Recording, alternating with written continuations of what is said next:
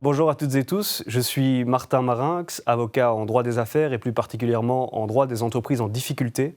Je suis également assistant et doctorant à l'Université de Namur. Et dans le cadre de cette capsule qui vous est offerte par l'Ordre des experts comptables, nous allons discuter des outils d'alerte précoce qui sont inscrits dans la loi pour anticiper suffisamment tôt les difficultés d'une entreprise, mais également du rôle de la Chambre des entreprises en difficulté, qui est une chambre spécifique au sein du tribunal de l'entreprise pour aider les entreprises en difficulté. Alors, il faut bien avoir en tête le fait que le législateur a compris qu'une restructuration, une relance de son entreprise passait par une prise de conscience suffisamment tôt des difficultés. Quand on est le nez dans le guidon, qu'on est un chef d'entreprise et qu'on essaye de faire tourner sa boîte au quotidien, c'est pas forcément évident de savoir suffisamment tôt quelles sont les difficultés et comment remédier à celles-ci. Et donc, vous avez un nouvel article, un nouveau titre au sein du Code de droit économique qui traite justement des outils d'alerte précoce et de tous ces éléments qu'on peut avoir à ses dispositions en tant que chef d'entreprise pour anticiper les difficultés. Et dans ce cadre-là, il y a un rôle particulier qui est donné aux professionnels du chiffre, aux comptables de l'entreprise, qui va être de pouvoir alerter le chef d'entreprise qu'il fait face à une difficulté. L'article de loi en question vous dit que au moment où vous constatez une probabilité d'insolvabilité dans le chef de votre client, vous devez l'en informer par écrit.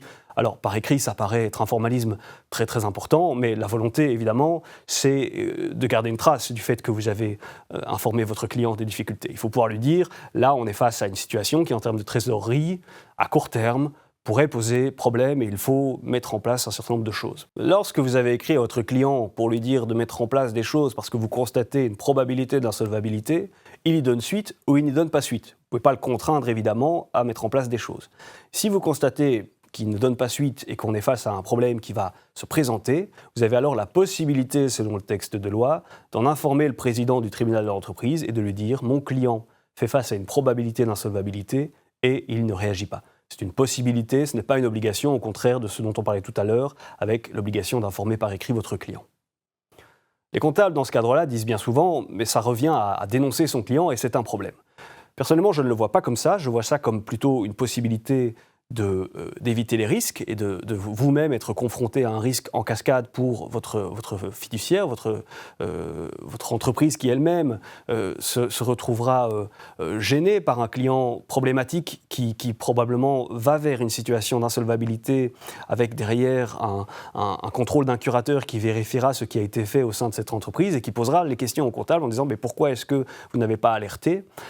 Et donc, il faut le voir comme ça, limiter les risques pour sa propre entreprise et par ailleurs aussi aller donner une possibilité d'aide à votre client pour que lui, enfin, prenne conscience de sa situation et se remette en ordre.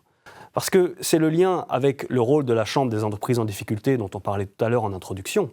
La Chambre des entreprises en difficulté, il ne faut pas la voir non plus comme un adversaire. Il faut la voir comme un outil de plus, selon la loi, pour anticiper les difficultés et se remettre en ordre.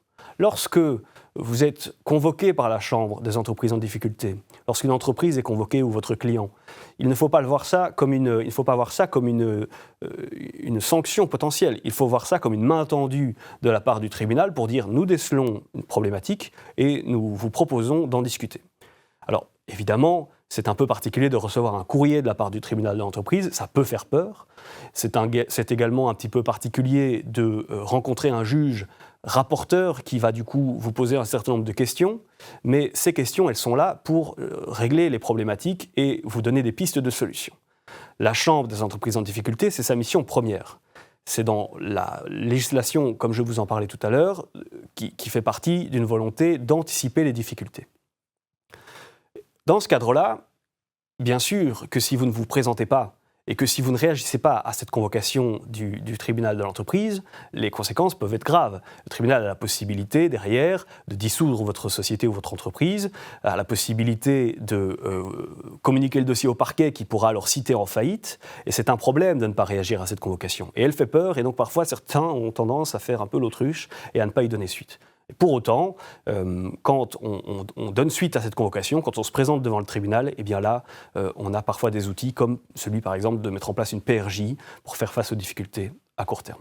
Dans le cadre de cette capsule, j'ai voulu insister sur l'importance qui était donnée par le législateur aux outils d'alerte précoce et à la prise en compte suffisamment tôt de sa situation pour mettre en place des outils de relance et de sauvetage de son entreprise.